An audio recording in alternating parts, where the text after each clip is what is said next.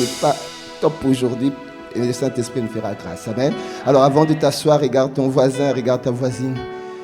Dis-lui, tu es au bon endroit. Et puis tu continues, tu es la bonne personne. Et continue au bon moment. Et c'est la bonne saison. Dis-lui, c'est la bonne saison. Dis-lui, c'est la bonne saison. Alléluia. Alors, tu as le droit, si ton voisin n'était pas dans la joie, ne souriait pas, tu as le droit de répéter ça à ton voisin qui est derrière. Ou à ton voisin qui est à côté. Alléluia, veuillez prendre place. Merci la chorale. Nous bénissons le Seigneur ce matin, nous lui rendons grâce. Parce que nous sommes dans la joie. Quelqu'un peut dire, je suis dans la joie. Bien aimé, ce matin, c'est vrai que une semaine, je n'étais pas avec vous. Le Seigneur avait permis que je puisse assister à une conférence aussi magnifique à Accra du révérend Bishop Dag Heward-Mills, où nous avons vraiment été téléchargés, où le Seigneur vraiment a permis à ce que nous puissions recevoir des choses qui vont vraiment nous aider au fur et à mesure que nous avançons dans le ministère et dans nos assemblées. Et aujourd'hui, alors que dans mon intimité, je demandais, Seigneur, qu'est-ce que tu as prévu pour l'Église? Le Seigneur m'a ramené sur un message ou des séries de messages qu'on avait déjà commencé à avoir concernant la grande commission. Et le thème de mon message de ce matin s'intitule « Joue ton rôle de bon soldat de Jésus-Christ en mission de sauvetage d'urgence des âmes en péril. » Joue ton rôle de bon soldat de Jésus. Il y a des bons soldats et il y a des bons soldats de Jésus. Alors, bien aimé, j'aimerais d'emblée introduire quelque chose. Bien aimé, quand une maison brûle, quand une maison est dans le feu, il y a forcément ceux qui sont en charge d'éteindre ces feux qu'on appelle des pompiers. Et les pompiers ne restent pas inactifs. Les pompiers ne restent pas sans rien faire. Ceux qui ont d'autres professions peuvent s'inquiéter. Mais les pompiers jouent leur rôle parce que chaque seconde compte. Alors j'aimerais te dire ce matin également. De même, Dieu t'a enrôlé, Dieu m'a enrôlé pour aller en mission de sauvetage pour les âmes parce que chaque seconde compte. Tu peux dire à ton voisin, chaque seconde compte. Alors, je n'ai pas entendu, chaque seconde compte. Mais est-ce que sommes-nous conscients que chaque jour qui passe, heure, minute, seconde, chaque jour qui passe, nous croisons dans des bus, dans des avenues, dans des trains, dans nos quartiers, nous croisons, bien aimés, des âmes qui crient. Des âmes qui crient à Dieu au secours, mais sans le dire. Une âme, ton voisin de bus, voisine de travail, qui est peut-être en face de toi lorsque tu travailles, il y a un cri qui résonne au plus profond d'elle. Mais c'est un cri qui est silencieux, mais qui résonne au plus profond. Mais ce cri crie quoi? Ce cri crie au secours. Au secours. Eh bien, mais si finalement notre silence pouvait coûter la vie éternelle à une personne. Dieu nous a fait grâce, depuis que nous sommes en ce lieu, de nous avoir téléportés. Il t'a téléporté, il t'a pris. Nous étions sans Christ. Dans Éphésiens 2, verset 12, je n'ai pas donné ce verset. La Bible dit que nous étions sans Christ, privés du droit de cité en Israël, étrangers aux alliances de la promesse, sans espérance, sans Dieu dans le monde. Et Dieu s'est souvenu de nous, il nous a pris, sa main est allée nous chercher, il s'est souvenu de nous pour nous amener dans son royaume, pour nous téléporter dans ce royaume et faire de nous ses enfants. Et le fait qu'il ait fait de nous ses enfants, il nous donne également maintenant une mission. Et cette mission-là, c'est la mission des soldats. C'est la mission de ceux qui doivent travailler pour lui. Un soldat travaille sous le drapeau et sous les ordres et les commandements de ses supérieurs et de ses subalternes. La grâce, bien-aimée, de cette maison a fait que depuis 2002, ICC avait commencé avec une évangélisation de proximité. Quelqu'un peut me dire proximité? Alors, je n'ai pas entendu proximité. J'ai l'impression qu'il y a ceux qui viennent des vacances un peu lourds. Est-ce qu'on peut dire proximité? Yes. Et au fur et à mesure qu'on a avancé jusqu'à cette année, l'Église Impact Centre Chrétien compte à peu près 170 églises qui se réunissent de par le monde. Est-ce que nous pouvons bénir Dieu? On peut acclamer le Seigneur. Le royaume est en train d'avancer. Mais le Seigneur aimerait maintenant que nous entrions dans une partie d'évangélisation de masse. Quelqu'un peut dire évangélisation de masse?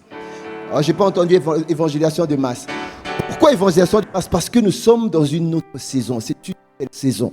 C'est la saison où Dieu est en train de préparer ce que nous avons été enseignés tantôt. C'est qu'il y a le grand réveil. Quelqu'un peut dire grand réveil?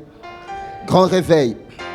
Oui, bien aimé, nous sommes en train d'entrer pas à pas dans le grand réveil. Et le grand réveil peut se lire au travers le fait que nous sommes en train de nous approcher en même temps de la fin de temps. Et cette fin de temps peut être observée au travers les nations, au travers l'Église et au travers Israël.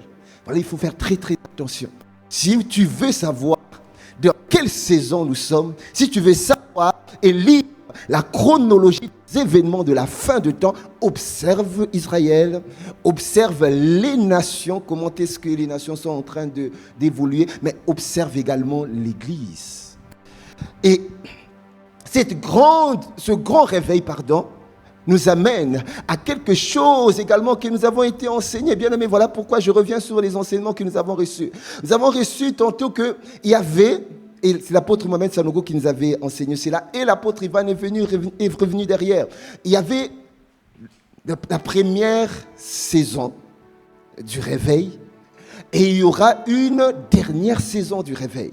La première saison du réveil qu'on appelle la première Pentecôte, on peut le lire, c'est dans acte 2 je crois, où ils étaient dans la chambre, réunis pendant quelques jours. Pendant 10 jours, l'Esprit est descendu. Quand l'Esprit est descendu, ils étaient en feu et ils sont sortis pour faire des signes, des prodiges et des miracles. Ils sont sortis pour annoncer l'évangile. Le premier réveil, bien-aimé, la première Pentecôte a montré la dynamique de la puissance du Saint-Esprit au travers de l'Église, parce que lorsque vous lisez dans Acte 2, vous verrez que la Bible dit que l'Église avait augmenté de 3000 âmes. Et dans Acte 4, la Bible dit que l'Église est passée à 5000 membres. Et dans Acte 6, l'Église est passée, on ne pouvait plus compter, on a dit il y avait beaucoup de disciples. Et dans Acte 9, voyez, ça c'était la puissance de l'Esprit qui avait impulsé lors de la première Pentecôte. Pourquoi je dis première Pentecôte? Parce qu'il y aura une seconde Pentecôte que nous attendons.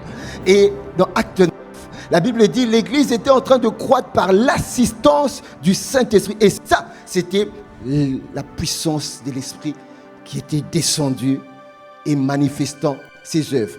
Il y avait des signes, des prodiges et des miracles. Et même signes, les mêmes prodiges, les mêmes miracles qu'on a connus le premier siècle de la Pentecôte se réalisent encore aujourd'hui. Mais bien aimé, pour la fin du temps, la Bible dit la fin d'une chose sera plus grande. La Bible dit la gloire de la dernière maison sera plus grande que celle de la première. Il y aura une seconde Pentecôte qu'on appelle la pluie de l'arrière-saison. Et la pluie de l'arrière-saison, la pluie de la première saison, on le lit dans Acte 2, verset 1. Et la pluie de la dernière saison, on peut le lire dans Deutéronome 11, verset 14. Deutéronome 11, verset 14, la Bible dit « Je donnerai à votre pays la pluie en son temps. » La pluie de la première, ça c'est la première Pentecôte au 1er siècle, et de la dernière saison, et tu recueilleras ton blé, ton mou et ton huile. Bien aimé, il y aura cette pluie. Et nous sommes en train de cheminer peu à peu dans ce moment glorieux que l'Église va vivre. Et nous avons dit, nous devons passer à une évangélisation en masse. Pourquoi? Parce que l'épouse est en train de préparer son époux.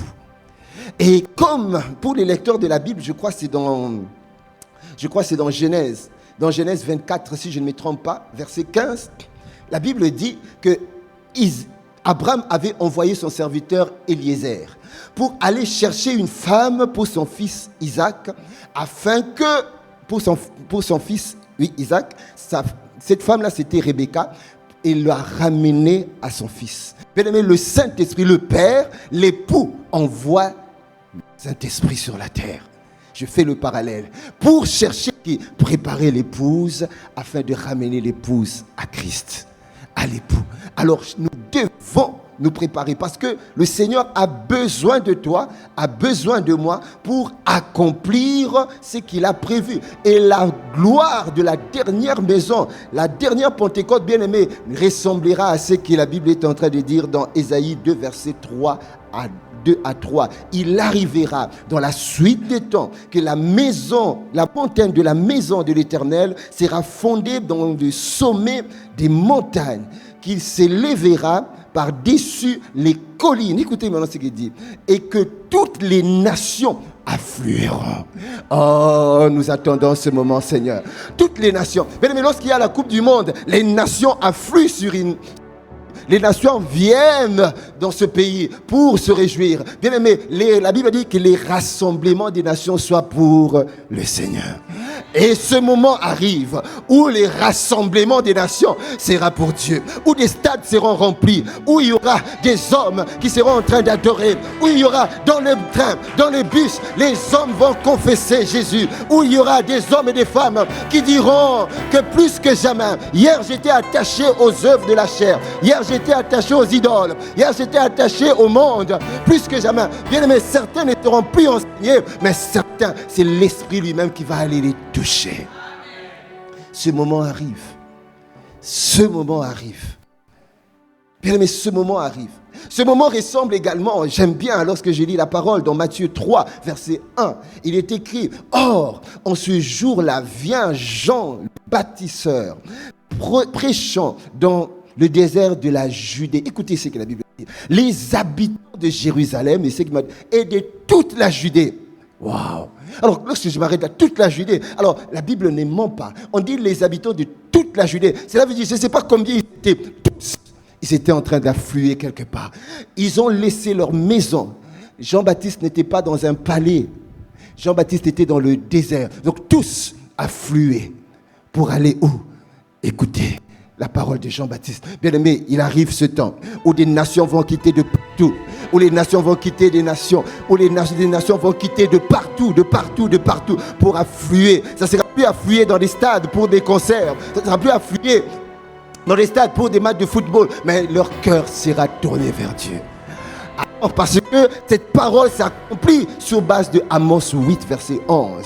La Bible dit, dans les temps de la fin, je n'ai pas donné ce verset, les hommes n'auront plus, voilà, voici, les jours viennent, dit le Seigneur l'Éternel, où j'enverrai la famine dans le pays, non par la disette du pain, ni la soif d'eau, mais la faim et la soif d'entendre la parole de Dieu. Oh Seigneur, la faim et la soif d'entendre la parole. Bien aimé, aujourd'hui, toi et moi, nous avons faim et soif d'entendre. Mais l'autre est en train de s'en foutre. L'autre est en train de dire, oh non, je n'ai pas besoin de cela. Mais il adviendra un temps. Il arrivera un temps. Et ce temps est en train d'arriver. Ce temps est en train d'arriver où des hommes et des femmes qui méprisent la parole, qui ne reconnaissent pas que Dieu est Dieu, ils auront faim et soif de la parole. Alléluia. Ce moment arrive. Mais bien aimé, ces âmes-là qui vont affluer, voilà pourquoi peut-être vous êtes en train de voir beaucoup des assemblées sont en train de construire des grandes églises. On est en train de chercher des grandes salles. Même notre salle-là est petite. Parce qu'imaginez-vous si par dimanche, il y a 50 à 100 personnes qui cherchent Dieu. Cette place ici, elle est déjà petite. Cette place ici, on risque de faire combien? 50 cultes, 20 cultes. Il arrivera ce temps. Ce temps-là, comme on a dit, de la pluie de la dernière saison. Mais alors, ces âmes vont venir. Ok. Mais n'oublions pas que la Bible dit le monde est sous l'emprise du mal. Le malin rôde. Il cherchera toujours à ramener ses âmes encore. Comme Démas, qui a été gagné à Christ, arrivé à un certain moment, Démas est retourné dans le monde. Voilà pourquoi il est important qu'il y ait un collège des disciples qui s'élève pour prendre soin des âmes que Dieu va ramener. Alors, tu es parmi ceux dont Dieu s'est déjà choisi. Parce que avant que ces foules viennent, toi, tu es déjà là. Jésus a dit dans Luc 22, je n'ai pas donné ce verset. Jésus a dit, Pierre, Pierre, Satan t'a réclamé pour te cribler comme le froment. Mais moi, j'ai prié pour toi, afin que ta foi ne défaille. Lorsque tu seras converti, que tu affermisses ton frère. Voilà. Affermir ceux qui peuvent encore retourner, parce que toi, tu ne peux plus retourner. Que toi, tu affermisses. Bien aimé, nous avons le mandat comme des soldats de pouvoir affermir ceux dont Dieu est en train de préparer. L'Esprit est en train de préparer. Mais qui est un soldat de Christ? Bien aimé, un soldat, nous allons d'abord lire dans 2 Timothée 3, versets 3 à 4. La Bible dit, je lis directement la version 8 secondes. Souffrez avec moi comme un bon soldat de Christ. C'est là où j'ai tiré le titre de mon message. Il n'est pas de soldats qui s'embarrassent des affaires de la vie. S'il veut plaire à celui qu'il a enrôlé. Bien-aimé, Dieu dit, souffre avec moi. Alors, lorsqu'il est question de pouvoir garder, question de pouvoir gagner, question de pouvoir amener en masse ses âmes par plusieurs modes d'action, d'évangélisation, des campagnes d'évangélisation, des croisades, bien aimé, il y aura la souffrance. Dis à ton voisin, il y aura la souffrance. Alors, je n'ai pas entendu, il y aura la souffrance. Dieu dit, souffre avec moi. Il y aura la souffrance. Mais cette souffrance qu'il y aura, bien aimé, il est question des soldats. Un soldat, c'est qui? C'est quelqu'un qui est prêt à pouvoir donner sa vie. Et dans 2 Timothée, maintenant 4, verset 5, il dit, mais toi, sois sobre en toutes choses. 1. De 2, il dit supporte les souffrances. Ouais, il est toujours question de souffrance. Mais on ne pourra pas servir Dieu sans pour autant qu'on ait souffert. Je me rappelle encore dans le livre de Bishop Dag Heward Mills, il y a un livre où il a écrit que tu ne peux pas servir Dieu si tu ne passes pas sur ces 4 choses. 1. La souffrance. 2. Le sacrifice. 3. La mort. Et 4. La perte. Et il y a la souffrance dedans. Il dit, souffre avec moi. C'est Paul qui s'adressait à son fils Timothée. Mais toi, sois sobre en toutes choses, souffre, supporte les souffrances, fais l'œuvre d'un évangéliste et remplis bien ton ministère. Bien aimé, je ne sais pas cette phrase, fais bien l'œuvre d'un évangéliste.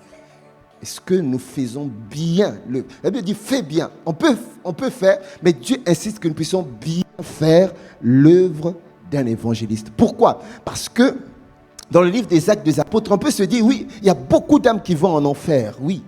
Mais quand vous lisez le livre des Apôtres, de l'Apocalypse, vous verrez que la Bible dit, devant le trône de Dieu, il y avait une foule nombreuse qu'on ne pouvait pas compter, des nations, des peuples et des langues.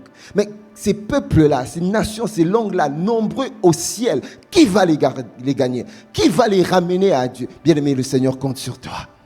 Le Seigneur compte sur nous. Le Seigneur compte, bien-aimé, sur toi. Ne regarde pas juste à ton voisin, mais Dieu compte également sur toi. Si Dieu compte sur toi, bien-aimé, c'est parce que tu dois faire l'œuvre d'un évangéliste. Et ici, c'est l'œuvre d'un évangéliste qui est un soldat. Tu peux dire, je suis un soldat. Alors rapidement, bien-aimé, un soldat ne choisit pas sa mission. Demain, on va te dire, quitte ta ville, va évangéliser là-bas. Tu ne vas pas donner des raisons, non, mais je ne peux pas. Vous savez, j'aime bien l'apôtre Paul, lorsqu'il a dit, nous avons tellement de raisons que nous donnons pour l'œuvre de Dieu. Et Paul savait également qu'il y a des raisons. Lorsqu'il s'agit de servir Dieu, il y aurait des raisons. Il dira, nous renversons les auteurs et les raisonnements qui s'élèvent. Et ça s'élève quoi? Prétentieusement contre la connaissance de Dieu. Et nous ramenons toute pensée prisonnière et captive à l'obéissance de Christ. Un soldat bien-aimé, c'est celui qui est au service de sa patrie. C'est celui qui se tient sous le drapeau, qui obéit. Il est prêt à aller à tout moment. Il est dévoué à ce pour lequel il a accepté de signer. Il est prêt à mourir pour la nation. Un soldat bien-aimé, c'est celui qui obéit aux ordres et qui respecte les lois. Vous savez, j'aime bien ce verset dans Acte 10, verset 42, où Jésus dit « Je vous ordonne ». Je ne sais pas si on peut mettre ce verset. Ici, on dit un soldat, c'est celui qui obéit aux ordres.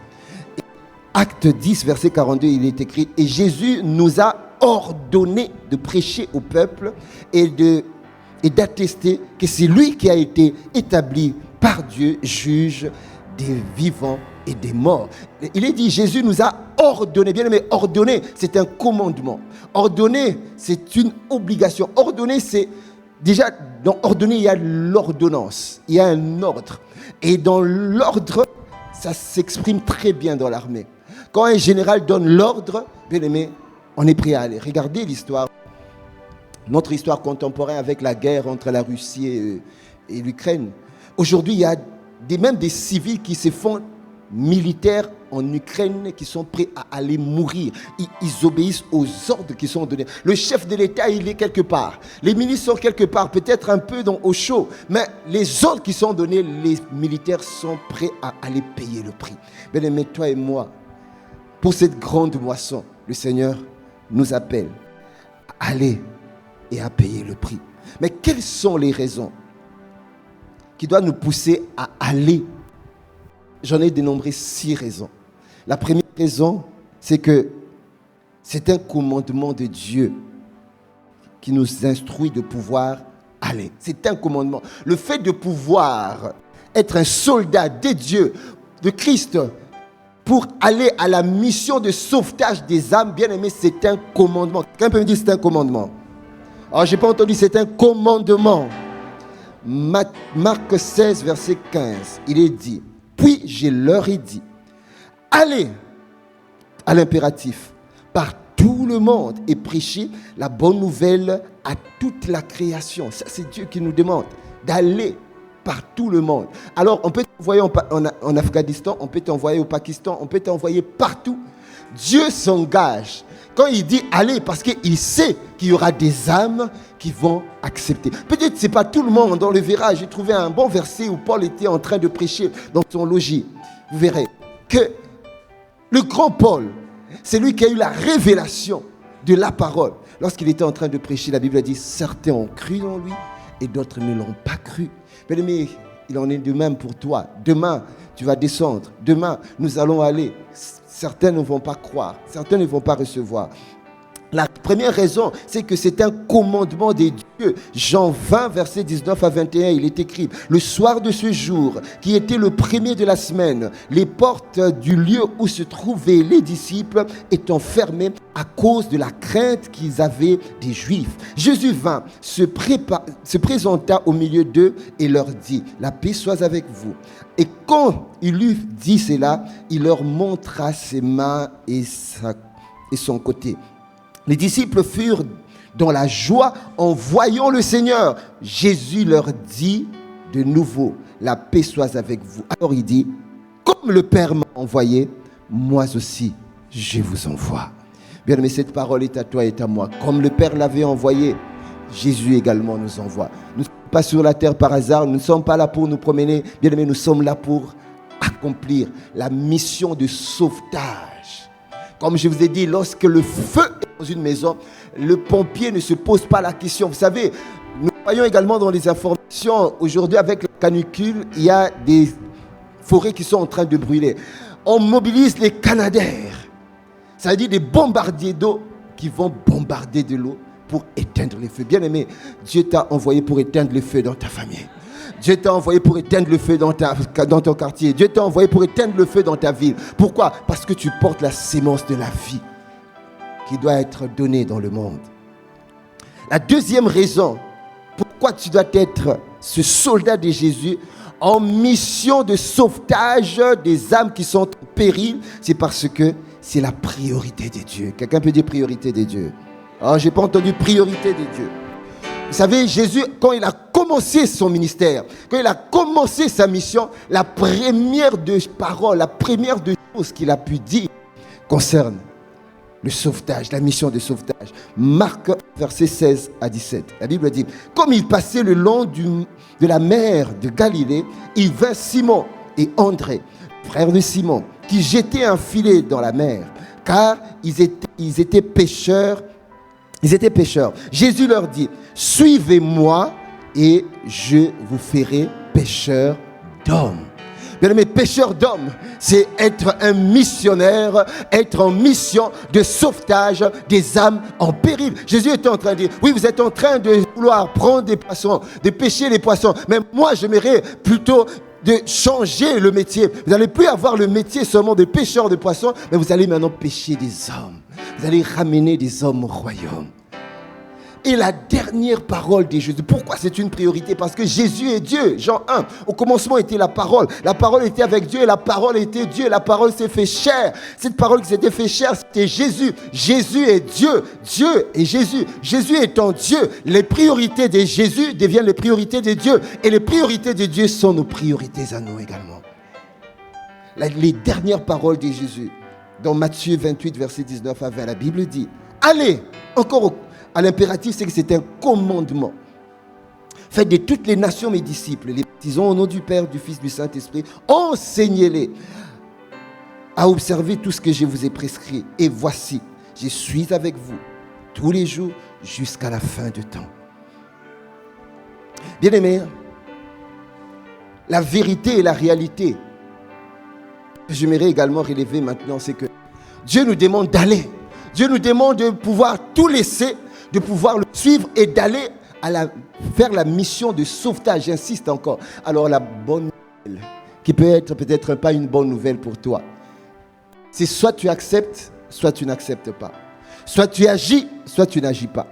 Mais laisse-moi te dire, si tu agis, nous sommes dans Acte 1, verset 8. D'accord? Dans Acte 1, verset 8, la Bible dit, c'est Acte 1, verset 8. Et si tu n'agis pas, si tu restes dans ta zone de confort, ça sera Acte 8, verset 1. Amen. Tu peux dire Acte 1, verset 8 et Acte 8, verset 1. Alors, on va voir ça. Acte 1, verset 8. Mais vous recevrez une puissance, le Saint-Esprit survenant sur vous, et vous serez mes témoins à Jérusalem. Acte 8, verset 1. Quand le Saint-Esprit, ils étaient sortis, ils étaient partis à Jérusalem, dans toute la Judée, dans la Samarie, jusqu'aux extrémités de la terre. C'est ce que l'Esprit avait dit. Vous commencez à Jérusalem, vous allez dans toute la Judée, la Samarie, jusqu'aux extrémités de la terre. Mais dans Acte 8, verset 1, les disciples sont restés évangélisés qu'à Jérusalem. Mais Dieu avait dit, mais non, je vous ai dit, Jérusalem, la Judée, la Samarie, jusqu'aux extrémités de la terre, parce que ils doivent écouter l'évangile. Mais les disciples, à un certain moment, ils étaient dans leur zone de confort. Comme toi et moi, des fois, nous sommes dans nos zones de confort. Lorsqu'on nous dit d'aller, je reste sur ma famille ou dans mon environnement. Alors, Dieu a fait quelque chose. Voilà pourquoi j'ai dit, si tu ne le fais pas, Dieu sait comment est-ce qu'il va te bouger. Acte 8, verset 1. La Bible dit, Saul avait approuvé le meurtre d'Étienne. Il y eut ce jour-là une grande persécution. Pourquoi? Le Seigneur avait permis la persécution pour que ceux qui étaient restés à Jérusalem ne restent plus à Jérusalem. Et la persécution a fait quoi? Ça a fait qu'ils étaient dispersés. Et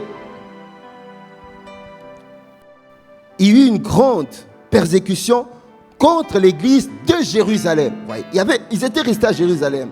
Et tous, excepté les disciples, se dispersèrent dans les contrées, regardez, là où ils n'étaient pas partis, dans les contrées de la Judée et de la Samarie. Alors que dans Acte 1, verset 8, Dieu les avait dit Jérusalem, Judée et Samarie. Eux sont restés à Jérusalem. Et Dieu a utilisé la persécution pour les amener plus loin. Bien-aimé, je prie afin que pas la persécution qui t'amène plus loin. J'ai prié à ce que ça ne soit pas des difficultés qui puissent t'amener plus loin. Bien-aimé, au son de la parole d'aujourd'hui que le Seigneur envoie, bien-aimé, active-toi.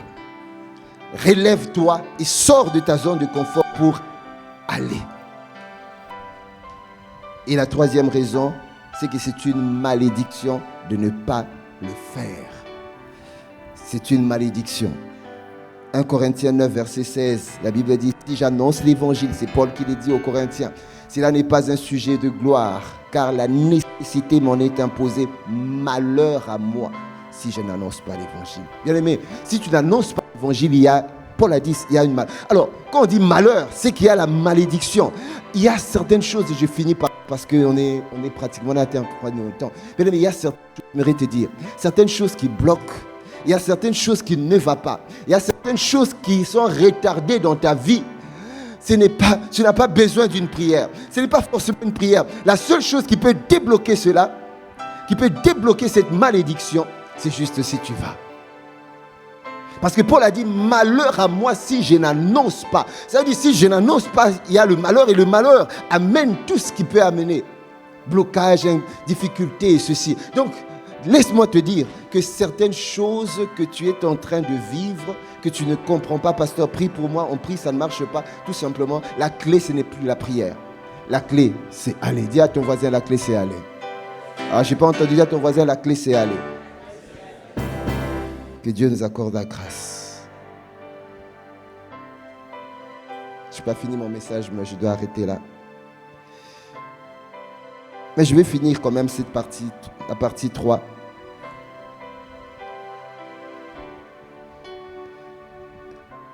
Paul qui a dit, malheur à moi si je n'annonce pas l'évangile. Bien aimé, derrière cela, il y a un cri qui s'exprime. Le cri d'une profonde conscience de sa mission. Et la deuxième des choses, il y a une peur sainte au plus profond de lui des conséquences de la désobéissance. Très, très important. Il y a une profonde conscience au-dedans de lui. Il était tellement conscient de ce pour lequel le Seigneur l'a appelé. Mais alors, je vous informe que par la grâce de Dieu, dès la rentrée, nous allons, Dieu permettant, également commencer des campagnes d'évangélisation dans la ville. Des campagnes d'évangélisation dans le format que le Seigneur nous donne selon la réglementation. Nous pouvons les faire dans les salles. Nous allons les faire. Il y a des clés qui nous ont été données. Alors, ne sois pas loin. Ne sois pas loin. Regarde ton voisin, dis, tu dois faire partie. Dis-le avec conviction, tu dois faire partie. Alors, il y a quelque chose qu'on nous a dit et j'aimerais également vous dire avant de finir. Mais il faut décider, toi, tant que tu es encore sur la terre, de faire quelque chose de grand pour Dieu. Il faut que dans ta propre vie, je suis passé sur la terre, il faut que ma vie ait fait quelque chose de grand pour Dieu. De grand pour Dieu. Peut-être comme une mélodie qui résonne au plus profond de toi tout le temps. Je dois faire. Je ne quitte pas la terre sans pour autant avoir fait quelque chose de grand pour Dieu. Mais qu'est-ce qui sera grand que tu auras fait pour Dieu? Est-ce que de tes finances? Est-ce que de tes moyens? Est-ce que de ce que Dieu t'aurait donné? Est-ce que tu pourras bâtir un temple pour Dieu de sorte que, la Bible dit, enseignez-les à observer. Allez, faites de toutes les nations mes disciples et baptisez au nom du Père et du Fils. Enseignez-les à observer. Que des nations seront à être enseignées à cause de toi. Ou dans ce temple, ou bien tu financeras des campagnes, des croisades d'évangélisation pour qu'il y ait énormément d'âmes qui soient gagnées à Christ. Mais fais quelque chose de grand et de grand pour Dieu. Alléluia. Est-ce que nous pouvons nous tenir debout?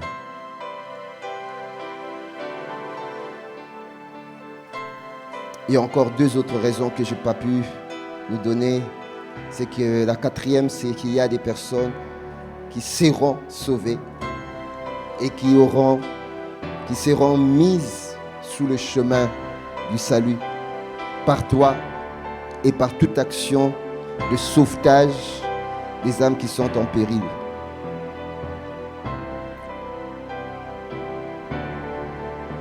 Seigneur, nous te disons merci de nous avoir interpellés ce matin.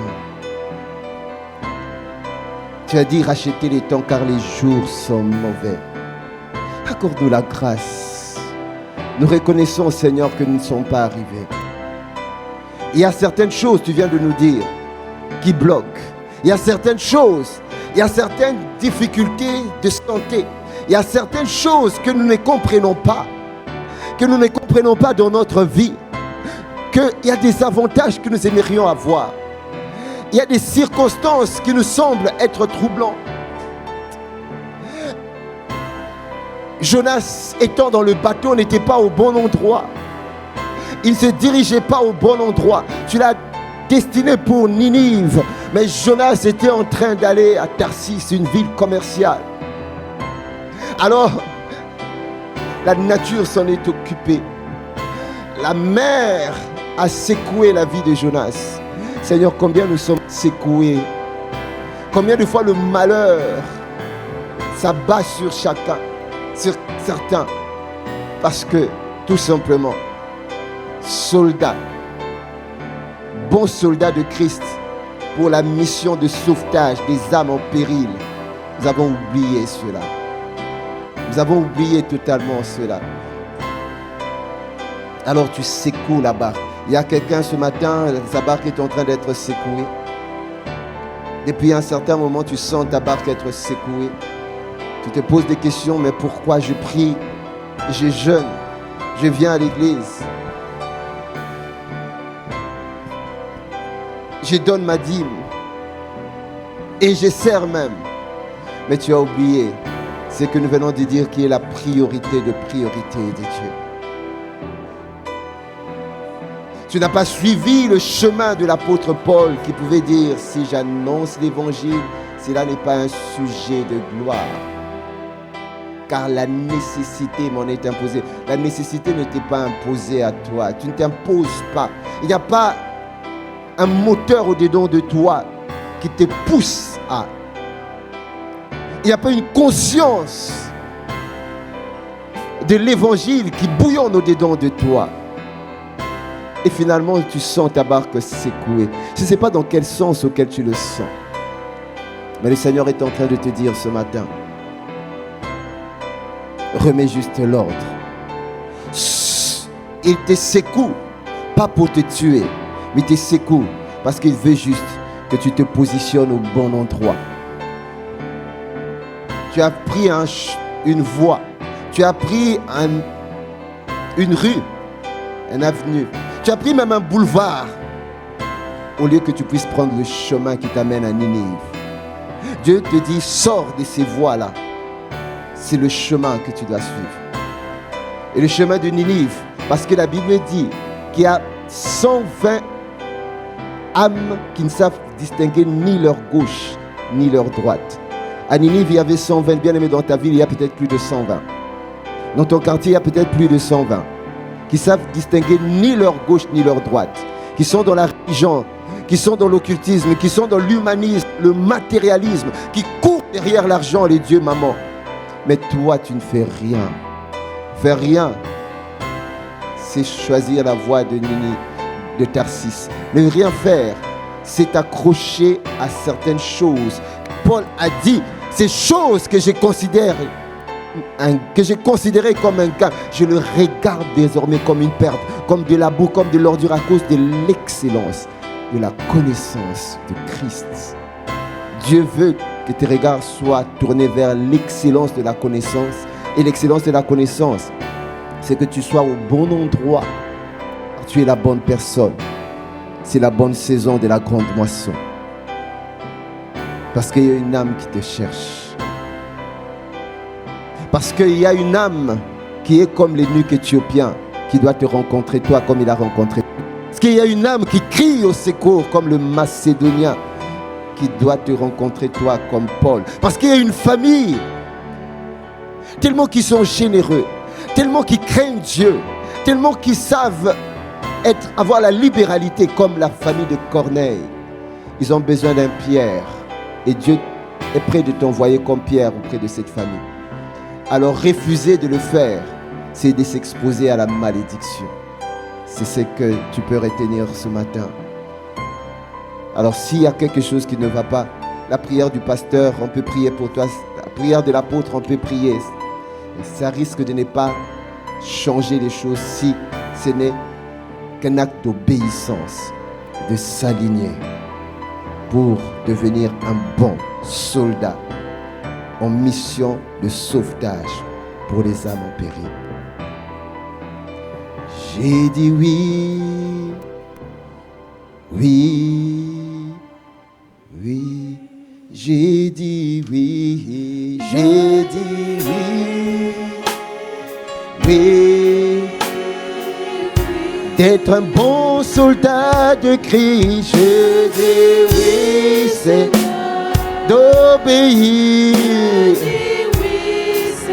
de marcher à tes traces.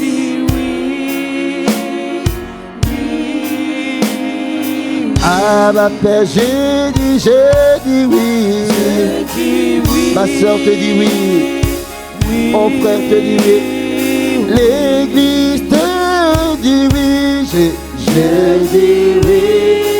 Oui pour aller. Oui pour être un bon soldat en mission. Mission de sauvetage. Pour les âmes en perdition.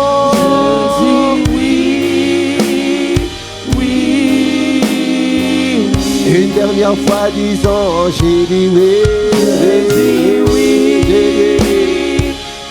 J'ai dit Seigneur, je me réponds, j'ai dit oui. Comme Jonas s'était repenti, après qu'il ait refusé, après qu'il soit parti à Tarsis, il est retourné à Ninive. Accorde-nous la grâce de retourner à l'endroit, au territoire, à l'endroit où nous devons être. J'ai dit, ah ma Père, j'ai dit oui. Je dis oui, oui, oui. J'ai dit oui. Je dis oui, Seigneur. Tu nous as connus avant la fondation de temps. Et nous restons, Seigneur, à toi. Je dis oui, oui, oui. Seigneur, nous venons nous répandre, nous tous, et te demander pardon. Parce que nous avons réellement fait pour certains ce qu'avait fait Jonas. Alors qu'il a été missionnaire, envoyé en mission à Ninive. Il n'avait pas voulu. Délibérément, par son libre arbitre, son choix et ses résolutions d'aller à Tarsis. Pour certains d'entre nous, le Tarsis, c'est juste la flemme. Tarsis, c'est juste le confort d'être chez moi. Tarsis, c'est juste m'occuper du matrimonisme, l'égocentrisme. Tarsis, c'est de nous occuper de nos champs à nous, nos business à nous, nos affaires à nous, nos familles à nous. Alors que tu as dit, dans Actes 18, j'ai un peuple nombreux dans cette ville. Seigneur, aie compassion de nous. Et Jonas, tu l'avais contraint. Père, s'il faut nous contraindre, contrains-nous. Ne nous laisse pas aller là où tu ne veux pas que nous allions. Ne nous laisse pas être ce que tu ne nous as jamais vu être. Ne nous laisse pas faire ce que tu ne nous as jamais vu faire. Apprivoise-nous, maîtrise-nous, conquiert-nous, rends-nous prisonniers et esclaves de Christ par le pouvoir que tu as de t'assujettir toutes choses. Ce sont des témoins qui ont besoin de témoignages. Car tu nous as créés pour manifester ta gloire et ta nature. Nous avons été créés pour fonctionner comme tu nous avais programmé d'avance. Tu nous as créés pour être des témoins. Il faut que des gens écoutent le témoignage de Christ. Comme Paul avait ramené le témoignage de Christ devant le roi Agrippa. Mais tu nous as également créés pour ton plaisir. Que nous ne respirons que pour ton plaisir. Et ton plaisir, il va à tes priorités. Si tu as tellement tant aimé le monde que tu as donné ton propre fils afin que les quiconque ne périssent pas. Hey, la vie éternelle. N'as-tu pas dit dans ta parole, dans Hébreux 4, verset 1, craignons donc, car la promesse d'entrer dans tes parvis subsiste encore, que personne ne soit trouvé, arrivé trop tard. Seigneur, aie compassion. Tu as tellement aimé l'homme que l'homme a du prix. Même ceux qui sont en enfer, tu les as aimés, mais tu ne peux plus rien faire. Tu ne peux plus rien faire pour eux. Mais il y a encore quelque chose qui peut être fait pour ceux qui sont dans l'espace-temps, parce qu'eux, ils sont déjà dans l'espace-éternité. Alors, dans l'espace-temps, tu as besoin des vases que nous sommes. Ne laisse rien en nous empêcher de pouvoir être piloté par le Saint-Esprit, conduit, gouverné, maîtrisé et dirigé par lui. Nous te disons merci. Parce que nous nous soumettons et nous nous livrons à toi, fais de nous des hommes comme des Philippe qui ont influencé à lui seul toute la Samarie. Tu nous as dit, nous devons faire quelque chose de grand pour toi. Seigneur, accorde-nous cette grâce. Que personne ne quitte sur la terre sans pour autant avoir fait quelque chose de grand. Alors de grand. Pas de petit, pas de moyen, de grand. Parce que tu as dit dans Psaume 87, verset 3, des grandes choses ont été dites. Des choses glorieuses ont été dites de toi. Parce que tu nous as donné des choses glorieuses. À nous également que nous fassions des grandes choses pour toi. Dans l'intervalle temps. Et lorsque nous sortirons du temps, nous aurons béni Dieu pour notre passage sur terre. Et quelqu'un bénira Dieu pour nous avoir connus. Et pour nous avoir connus. Et pour nous avoir reçus. À toi seul soit honneur et gloire. Nous t'avons prié dans le nom de Jésus. Amen. Alléluia. Gloire à Dieu.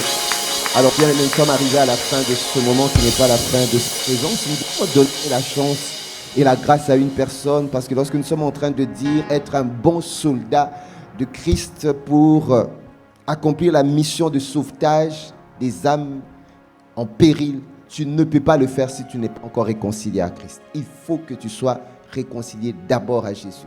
C'est tellement important parce que, un, tu garantis ta vie éternelle, mais de deux, tu te mets à faire ce pour lequel le Seigneur t'avait mis à faire parce que tu es son ouvrage.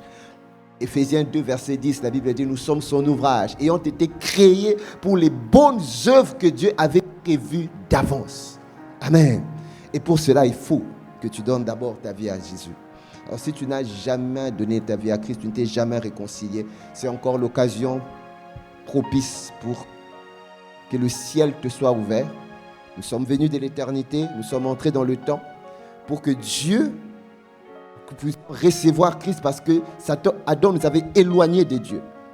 Et comme Dieu, nous étions tous en Adam et Dieu n'a pas voulu que Adam nous entraîne dans l'éternité parce qu'il voulait aller manger le fruit de l'arbre de vie. Et s'il était allé manger, on serait tous précipités dans l'éternité, loin de Dieu. Dieu a ouvert l'espace-temps pour nous introduire dans l'espace-temps, pour le recevoir, afin qu'une fois que nous le recevons, en retournant, que nous retournons dans notre position qu'il avait prévue d'avance, c'est de demeurer dans l'éternité avec lui. Alors, la grâce t'est donnée. Oui, bien-aimé, la grâce t'est donnée pour si tu n'as jamais donné ta vie à Jésus, que tu puisses rejoindre la grande famille des enfants de Dieu. Et je vais demander à chacun de nous de bien vouloir incliner la tête, parce que nous avons également des personnes qui nous suivent depuis la nouvelle technologie, les réseaux. Peut-être qu'il y a quelqu'un qui nous suit, jamais également donné sa vie à Christ. Nous allons l'accompagner en disant, Seigneur Jésus, je viens devant ton trône et devant ta face. Je reconnais que je suis pécheur. Je reconnais mes fautes et mes péchés. Je reconnais que tu es Dieu. Je viens confesser du plus profond de moi, de ma bouche que tu es Seigneur, et du plus profond de mon cœur que tu étais mort et que tu es ressuscité. Tu as dit la confession de cette prière, je suis sauvé. Seigneur, je le confesse et je crois que je suis sauvé. Saint-Esprit, merci de venir habiter en moi et de faire de moi une nouvelle création. De faire de moi une nouvelle vie. Et de merci de m'avoir téléporté en m'amenant à devenir enfant de Dieu. faire partie de la maison de Dieu faire partie de cela. et de la famille de Dieu. Et à la famille. Je te dis merci Je te dis pour merci une nouvelle vie. pour cette nouvelle. Merci pour un nouveau commencement. Merci pour un nouveau. Merci pour un nouveau départ Merci pour un nouveau. avec départ. toi, Avec toi. afin que j'accomplisse le but Afin que j'accomplisse pour lequel le tu but m'as appelé. Pour lequel tu m'as Au nom de Jésus. Au nom de Jésus. Amen. Amen.